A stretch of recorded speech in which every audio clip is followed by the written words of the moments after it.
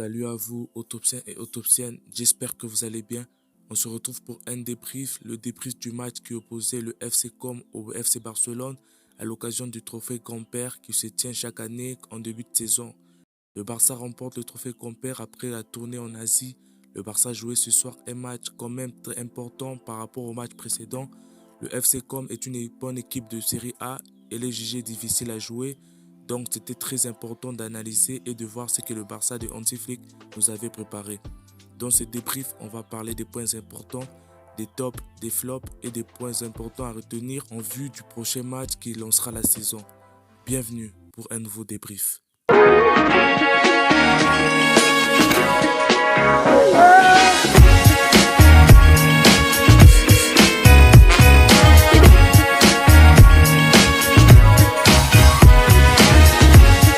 Avant de commencer, je vais d'abord te demander si ce n'est pas déjà fait de t'abonner parce qu'il y aura beaucoup de débriefs sur cette chaîne. Comme vous le voyez, ce n'est pas le premier et ce ne sera pas le dernier. Merci à ceux qui le feront. On va commencer par le 11 de départ de ce match. Il y avait Yohan Garcia dans le but, Baldé, Eric Garcia sur les côtés, il n'y avait pas Koundé, Araujo, Cubarsí dans l'axe, De Jong, Pedri en double pivot, Fermin Lopez en numéro 10 et ensuite Rafinha, Lamine Yamal et Marcus Rashford en attaque. Car vous ne le savez bien sûr, Lewandowski est blessé et sera absent environ 3 semaines. On va commencer par la remise en contexte. Il y avait de la présentation de tout l'effectif et des discours de Hansi Flick et Ter Stegen pour annoncer les ambitions de la saison et ce qui va se passer et remercier aussi les fans d'avoir été là durant toute la saison dernière. A noter aussi les retours des légendes du Barça comme Sergio Roberto, Cesc Fabregas et le petit de la Masia, Alex Valle qui joue pour Com. On va rentrer en profondeur dans le coin tactique. Il y avait beaucoup de choses intéressantes à dire. D'abord, l'homme du match, évidemment, Fermin Lopez, double buteur et pas seulement, mais on va parler après de Fermin Lopez. On va commencer par le premier point de ce match, le piège du hors-jeu, qui a vraiment été très efficace face à cette équipe de Com. On a vu au moins en 25 minutes de jeu, il y avait déjà 5 hors-jeu pour le FC Com. La défense Araujo Cubarsí a marché à merveille. Je pense que c'est la première fois, c'est l'une des premières fois qu'on voit une défense aussi complète. Évidemment, le système de jeu de Hansi Flick a vraiment empêché cette équipe de Com d'être dangereuse, même si en deuxième mi-temps, on a vraiment vu le contraire. Une victoire en marchant clairement, sans forcer, on a eu beaucoup d'occasions. Le Barça a dominé sans problème cette équipe de Com. C'était presque facile et je le rappelle, Com est l'une des équipes les plus difficiles à jouer en Série A. C'était vraiment très important d'afficher ce visage-là. Le Barça est tout simplement inarrêtable quand il joue comme ça, avec ce pressing, avec cette intensité. Franchement, c'était un match plaisant à voir. Et surtout, il y avait un pressing étouffant d'une équipe du Barça. Une équipe du Barça trop haute sur les relances adverses, trop haute dans les premiers relances. C'était vraiment une équipe du Barça qui avait vraiment une vraie emprise sur l'adversaire. Ce pressing est un vrai poison pour l'adversaire. Il l'empêche à faire la première relance. Il empêche l'adversaire à imaginer et à essayer de détourner le pressing du Barça. Celui qui imposait ce pressing, c'était plutôt Rafinha, avec un pressing incroyable sur le premier relanceur. C'était incroyable le match de Rafinha à ce niveau-là. Même après avoir mené 4-0, on avait une vraie équipe du Barça qui voulait vraiment presser. Une équipe du Barça qui voulait vraiment attaquer, qui voulait vraiment empêcher l'adversaire de faire la première passe. Et ça, vraiment, ça a été très incroyable dans ce match. On va passer au deuxième point et là on va parler des tops de ce match. On va commencer par Marcus Rashford en numéro 9 pour remplacer un Lewandowski blessé. Le match de Rashford a été complet, une passe décisive, intéressante dans les décrochages. D'ailleurs, c'est l'un de ses points forts. Si vous suivez le match Mercato, je vous avais parlé de ça. Marcus Rashford est très essentiel si tu veux jouer en pivot. C'est un profil à la Kylian Mbappé mais avec un peu plus de QI football. Son match a été très intéressant, lui et Fermin Lopez. Le match de Rashford, il est complet et il monte en puissance, ça fait vraiment plaisir. Fermin Lopez aussi en numéro 10. Hansi Flick a choisi Fermin Lopez par rapport à Dani Olmo. Honnêtement, le match de Fermin Lopez, qu'est-ce que j'ai à dire? On voyait Fermin Lopez et Marcus Rashford souvent s'échanger de rôle. Fermin Lopez passait souvent au numéro 9. Et que dire de sa qualité de frappe? Ce joueur, il est incroyable. Le pressing de Fermin Lopez, tout de Fermin Lopez est incroyable. Son match, il est complet. C'est un match de numéro 10, un numéro 10 physique, un numéro 10 qui impose le pressing du Barça. Le match de Fermin Lopez, il est auteur du doublé et c'est l'homme du match de ce match. Et franchement, son match, il a été incroyable.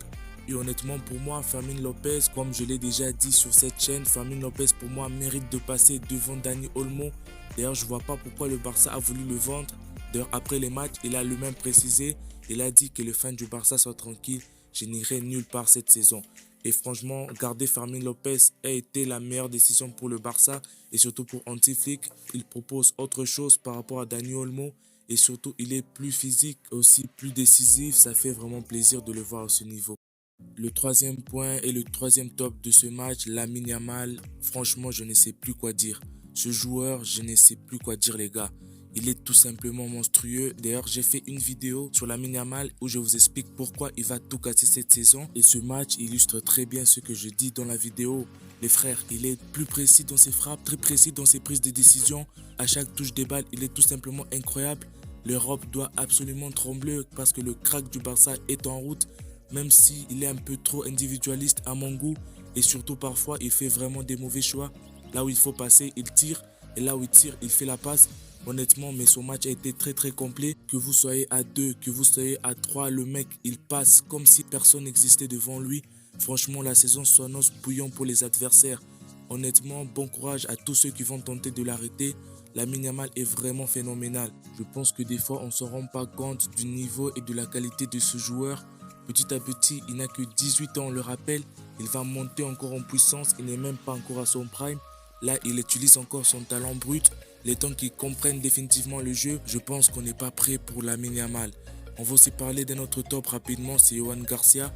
Heureusement qu'il était là avec une deuxième mi-temps assez difficile de la part du Barça. Ça fait plaisir d'avoir un gardien décisif au moment chaud, même s'il n'a pas vraiment été inquiété juste sur les quelques frappes de FC Com. On se rappelle, le Barça c'était un tir, un but, mais avec Yohan Garcia, on est sûr et certain et on est rassuré. On va parler aussi d'autres tops comme Frenkie de Jong, Yohan Garcia, j'en ai parlé. Rafinha aussi pour son pressing incroyable. Et aussi Marc Casado. Encore une fois, Marc Casado est dans ses tops, même s'il n'a pas beaucoup joué. Il apporte de la solidité, de l'équilibre dans cette équipe du Barça. À chaque fois qu'il entre, le Barça se faisait bousculer. Mais à chaque fois qu'il entre, il a toujours apporté de l'équilibre. Il a toujours apporté de la solidité dans ce milieu de terrain. Compact, son duo avec Gavi, il est exceptionnel. Honnêtement, ce match a été encore incroyable. Et pour finir, on va parler du seul point noir. C'est le début de la deuxième mi-temps du Barça où le Barça se relâche totalement. Évidemment, ce n'est pas un scandale. Ça reste quand même un match où le Barça a maîtrisé de A à Z. Mais cette deuxième mi-temps a été vraiment difficile pour le Barça. Le Barça se faisait bousculer dans le pressing. On n'arrivait pas à bien sortir la balle. Et c'est pour cela que Hansi Flick a pu faire entrer Marc Casado pour apporter de l'équilibre dans cette rencontre. Mais encore une fois, je ne m'en fais pas. Ça reste un match quand même de préparation avant le match de la saison. On peut comprendre aussi le fait que les joueurs du Barça ont décidé de se ménager afin de ne pas trop se donner. Voilà, merci, c'était tout pour aujourd'hui. Voici le débrief du match qui opposait le Barça au FC Com. Comme je l'avais promis durant la journée, dites-moi ce que vous avez pensé en commentaire. Quels sont vos tops, vos flops pour ce match. N'oublie pas de liker la vidéo pour le référencement et aussi à t'abonner pour me donner de la force à continuer avec des vidéos comme celle-ci. Comme je te l'ai dit, je ne fais pas que ça. Il y a des vidéos mercato, des vidéos autopsie sur les joueurs du Barça. On essaie de se démarquer un peu de la tendance de YouTube. Merci à ceux qui le font et merci à ceux qui le feront. L'objectif, c'est d'avoir les 1000 abonnés avant le début de saison. Il y aura des débriefs, il y aura des vidéos mercato, des vidéos autopsie. J'ai sorti une vidéo sur Gavi où je t'explique pourquoi il va dominer cette saison. Si ça vous intéresse, vous pouvez aller la voir. Et moi, je vous dis à bientôt pour un nouveau débrief du FC Barcelone. N'hésitez pas à follow mes réseaux sociaux, ils sont dans la description. Je partage les infos sur le FC Barcelone, que ce soit sur Twitter, sur Facebook et sur Insta pour ceux que ça intéresse. C'était Barça Autopsie, Visca Barça.